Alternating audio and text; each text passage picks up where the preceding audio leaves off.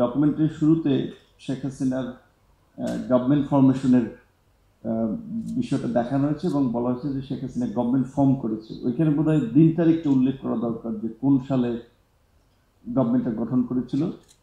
মাঝখানে ইলিয়াস আলী ভাইয়ের কথা বলেছিল যে সাংগঠনিক সম্পাদক গ্রেপ্তার হয়েছিল। এটা বিএনপি তার পার্টি ফোরামে বললে তাহলে বুঝবে যে বিএনপির সাংগঠনিক, সেখানে তার পরিচয়টাতে বোধহয় বিএনপির সাংগঠনিক সম্পাদক উল্লেখ করা যেতে পারে একটু। আর হচ্ছে সিকোয়েন্সের ক্ষেত্রে আপনার একদিকে কোটা সংস্কার আন্দোলন দেখানো হয়েছে, তারপরে আবার ম্যাডামের গ্রেপ্তারটা 8ই ফেব্রুয়ারিতে তার আপনার কারাবরণের ওইটা নিয়ে আসা হয়েছে। এটা সিকোয়েন্স ব্রেক হয়েছে বোধহয়। এইখানে প্রথমে ম্যাডামের গ্রেপ্তারটা হবে আগে 8 ফেব্রুয়ারি, যেহেতু তারপরে কোটা সংস্কার আন্দোলন, তার মাঝখানে নিরাপদ সড়ক আন্দোলন 29শে জুলাই থেকে ক্যান্টনমেন্টের 2জন শিক্ষার্থীর মৃত্যুকে কেন্দ্র করে গড়ে উঠেছিল।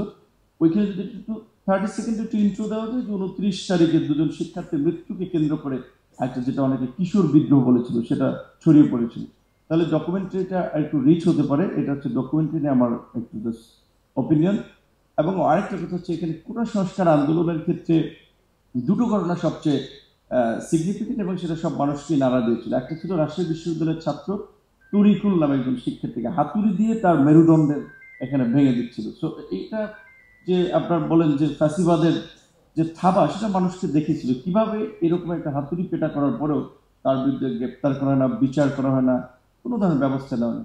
সেকেন্ড হচ্ছে 30শে জুলাই ঢাকা বিশ্ববিদ্যালয়ে 30শে জুন লাইব্রেরির সামনে, তখন আমি আসলে কিছু বুঝে ওঠার আগে আমি যে ফোন বের করতেছিলাম আপনার পকেট থেকে, ঠিক সেই সময় ছাত্রলীগের ছেলে চতুর্দিক থেকে আমাকে ফেলে দিল এবং সে সময় আমার উপরে যে লাইক ফুটবলের মতো যে যেখান থেকে বাড়ছিল।